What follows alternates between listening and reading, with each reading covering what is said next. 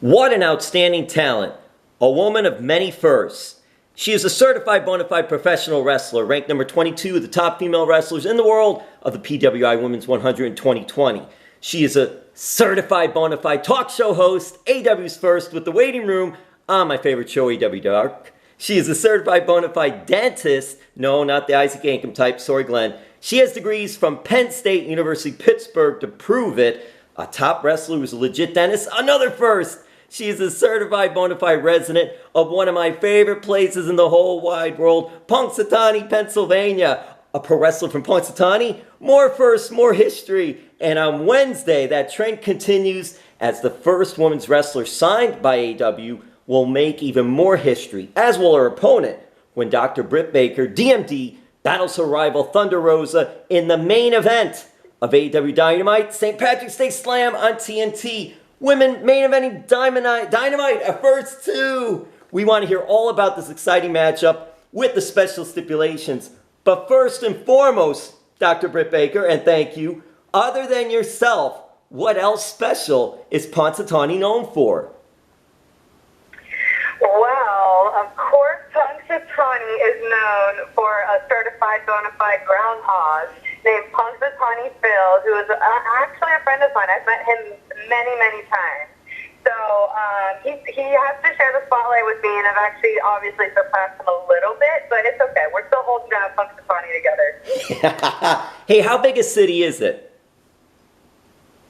I think it's like population 4,000. Like when I graduated high school there, it's extremely small. City is not the proper noun to describe Punxsutawney. Hey, I'll ask, but I think I know the answer. How many photos do you have of Punxsutawney Phil? You cut out. I'm sorry. What did you say? How many what? How many photos do you have with Punxsutawney Phil? Oh, how many photos? I would say at least 5. Hey, how popular is it Groundhog Day in that area, that part of the country? It's a really big deal. What is it like up there? Yeah, it's crazy because it's such a small little town that like no one really knows anything about. But then the one day out of the year, it turns into I think the second largest quote festival after Mardi Gras in the United States. I think someone told me one time. So it's crazy because thousands and thousands and thousands of people come and like take over our small little town, and it's kind of funny because we're literally gathering to watch the groundhog come out of a tree stump in the middle of the woods, no less. But it's fun. It's something you have to do it once or twice. You get a couple Bud Lights, go up to the knob, and then you kind of just party until the sun comes up. Oh, Gobbler's Knob, that is so great. and with that, Dr. Britt Baker, I have to ask, what is your favorite movie? I'm going to disappoint you on this one, but Pirates of the Caribbean. That's my favorite movie. No, that's not, no. All right, how about, does it make your Mount Rushmore movies at least? It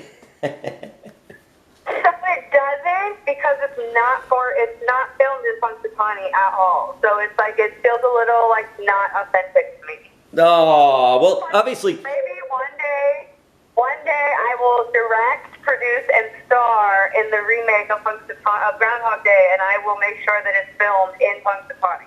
More firsts. She's doing more firsts. This is incredible, always. And Groundhog Day, obviously starring Bill Murray. It's just so interesting because after that movie came out, and we'll just talk a little more about this, and then I want to get into the match. But when that movie came out, did that really help heighten the area, or the area was already heightened? I think the area was already. I mean, obviously, anytime you put mainstream media on anything, it gives it a boost. But that was before my time for sure. But ever since I was born, anytime I tell anybody where I'm from, they immediately, oh, the groundhog? They're like, yes, the groundhog. Oh my gosh. And, well, then even though it's not your favorite movie or one of your favorites, you've had to watch it a bunch of times, no? Oh yeah, I've seen it many times. Okay, so, and there is a Gobbler's Knob. That is true, Britt? That's yeah, it's Gobbler's Knob. I've had friends get married there. There's graduation parties there. It's a bona fide venue in Pennsylvania. And then obviously home of Punxsutawney Phil, the Groundhog. Just so cool. Okay, Dr. Baker, thank you so much for indulging me with all of that. So, what is your Groundhog Day moment in pro wrestling so far? Something you would enjoy to live over and over again? I think that every time I'm given a major opportunity, I deliver and then some. So that is my Groundhog Day, fortunately for me and for everybody else who has the privilege of watching me on a weekly basis. Well, a moment, a match. Dr. Britt Baker with Reba, may want to relive is this Wednesday against rival Thunder Rosa in the main event of AEW Dynamite St. Patrick's Day Slam on TNT. Britt, what does it mean to you and even the women's division to be in this historic match? Just exactly what you said. It's historic, and it's writing the history books instead of reading them and instead of watching it. So it's really cool that this is going to be a match for many, many years to come. People always refer to as the first of something. It's really, really cool because I know myself personally how many times I've watched the Tristan Lita main event match on Raw when that happened. So it's like I said, it's surreal, but at the same time, it's not because I know what I'm capable of, and I know that I'm a main event star. Hey, you've been bloodied and battered before and embraced it, and fans and peers respect that. This match on Wednesday is not sanctioned by Tony Khan or anyone. A lights-out, anything-goes match. Also historic. What do you think of the stipulations for this match? I mean, bring it on. I'm not scared. I've had my nose broken by Cheetah. I've had my leg broken by Nyla Rose. I've been through it all, and I come back stronger than ever each time. So I really don't care what the stipulation of the match is. All I know is it's my division. I'm the face of the women's division. Thunder Rosa is not right here. She doesn't belong here. I say it all the time. She belongs on YouTube. That is her crowd. That's where she belongs. Main event Dynamite, that's me. That's my stage. I don't care who I'm wrestling. It just so happens to be Thunder Rosa. It's my match. I'm going to win. Do you think she'll be needing dental work after this one? Well, I hope she can find a good dentist if she does, because I'm not touching that mouth. Hey, tell us about Thunder Rosa, the wrestler, and your rival, as far as competing against her. I mean, yeah, she's tough as hell. No one can say any otherwise. She's definitely a hard-hitting opponent, probably the hardest hitting I've ever been in the ring with. She has a very diverse background. She's wrestled all over the world. We can't take that from her. But at the end of the day, who is the star in this match? And it's me. Nobody can say when we walk through the curtain that she is a bigger star than I am. And I know everything it takes to win this match because I've seen Thunder Rosa enough. I had to watch her wrestle when I was injured. If there's anybody in this business that's better at studying than I am, having gone to school for 8 years, please show them to me now. But I know everything this girl has up her sleeve. And Britt, you mentioned a little bit about it. I'm just curious, what is it to prove? What will this match prove to AEW, to pro wrestling, to everyone? The main event spot on the card and the stipulation, I think it's going to put a lot of respect to all the women's division more than anything. Why do you think she only paints half her face?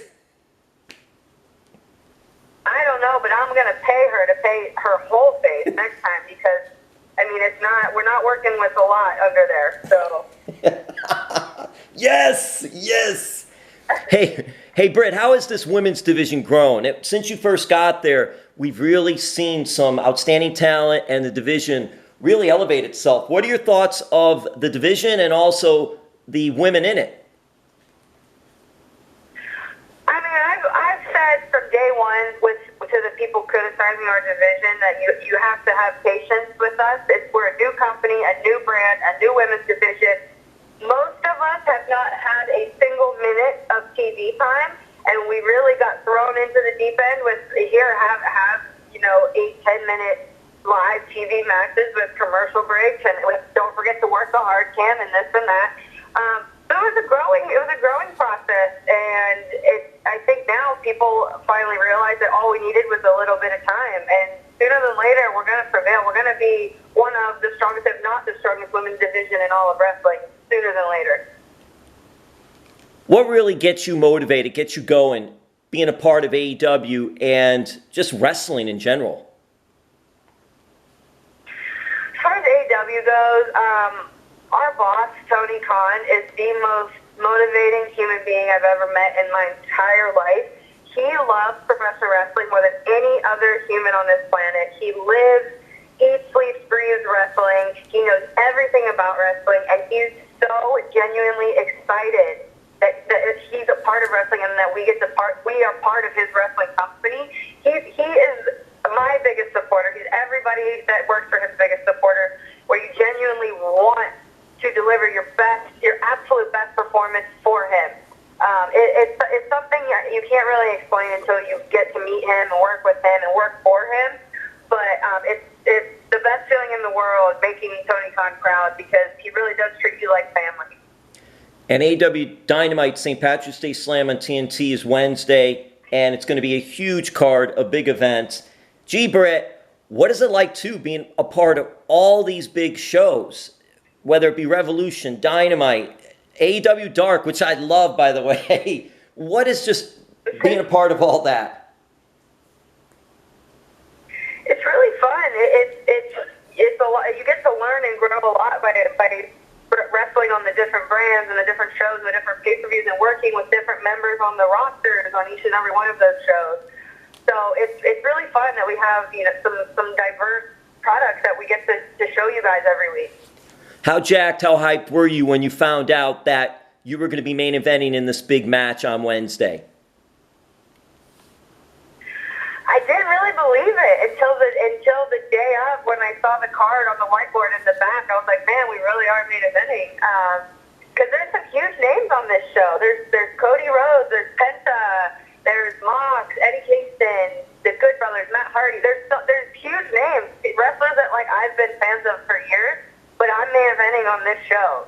So that's a little crazy. That's a little bit of a pinch me moment. But it just motivates you that much more that I have to deliver. It's sink or swim, babe. Well, you've been swimming, so just keep it up. And this division, hey, Britt, this division also features some really good young talent. Red Velvet, and some of them have been around, I know. Big Swole, Diamante, Ivelisse has been around for a little while. The Librarian. You can look at some of the younger talent or talent that wasn't as known, and they're really making a mark, doing well with AEW. What does that say, too? Because I know part of AEW is wanting to show new talent. Yeah. So we have a very dedicated training and coaching staff.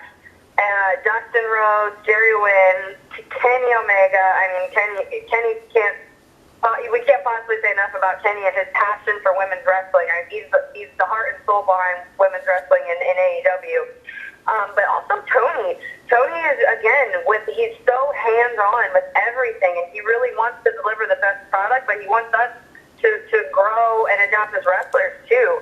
But again, just the coaches we have, and even Cody Rhodes. Cody works a ton with younger talent. Cody is probably one of the most passionate wrestlers. I mean, we have our differences, don't get me wrong, but one of the most passionate wrestlers and coaches I've ever met, and he's extremely dedicated to helping younger talent turn into stars.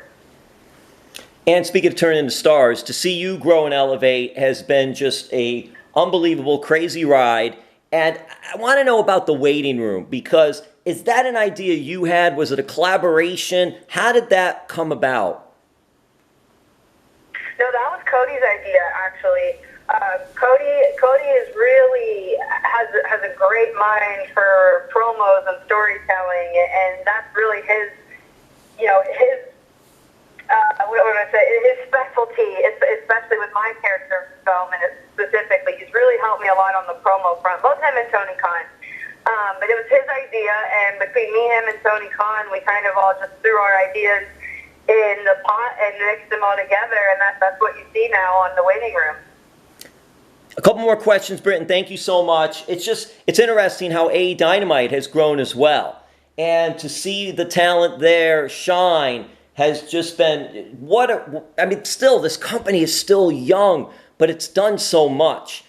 What are your thoughts of the growth of the company? Has it exceeded expectations that you thought, or was on course, on par? How do you look at that? I didn't know what to expect, to be honest. I had no idea really what I was getting into and what to expect. I had a lot of faith and a lot of trust in the people behind it. The Young Bucks, Kenny, Cody, and Tony Khan, they're some of the absolute top names in professional wrestling, a lot of self-made stars. So with them running the show, I like I said, you know what, I kind of cross my fingers and say, hey, what could go wrong? So it was really taking a risk signing with AEW at first, because everybody's dream is to go to AEW. But everyone's dream is to go to WWE. There was no AEW. But I wouldn't change my path for the life of me. I think I'm exactly where I belong. I'm where I should be and where I want to be. And I'm very, very thankful that AEW has put so much faith and trust in me. That they have, and you've delivered, and it is just awesome to see that. Okay, Dr. Britt Baker, we'll wrap it up a little bit here. I'm curious, because you are a legitimate dentist, I'm wondering, when the Nittany Lions are playing the Panthers in football, what hat, what jersey is Dr. Britt Baker wearing? This makes a lot of people mad that I am diehard Nittany Lion. I'm a Penn State girl. Penn State was my first love. So when I went to Pittsburgh for dental school, I couldn't cheat on them. I couldn't cheat on the Nittany Lions. And you're also a big Ben Roethlisberger fan? I'm so passionate about the Steelers. It's not even funny. I love Big Ben. Funny story, when the Steelers played the Jags this year, I got to go to the game, and I got to hook up with a signed Ben Roethlisberger jersey. So that was pretty cool. Yeah, the Jaguars, you have some connections. You have good connections there. I have good connections, and I'm also a big supporter of the Jaguars, too. I'm a company one. That is awesome. And we'll wrap it up with this. I'm curious, in the Baker home, in the Baker household, are you a video game champion in anything? Anything and everything Nintendo 64. I am. Yes. Anything you'd like to say just to wrap this up and the big event, AEW Dynamite St. Patrick's Day Slam on TNT on Wednesday? Yes, I am begging and pleading with our fans at home to watch this main event. They have been our biggest supporters. They've been, begging and pleading for more women's matches, more women's time. Well, you literally have everything you could possibly ask for in a women's main event match. Watch it. I promise you there will be more respect for our women's division after this. And Dr. Baker, do you give free dental advice backstage? Free? Absolutely not.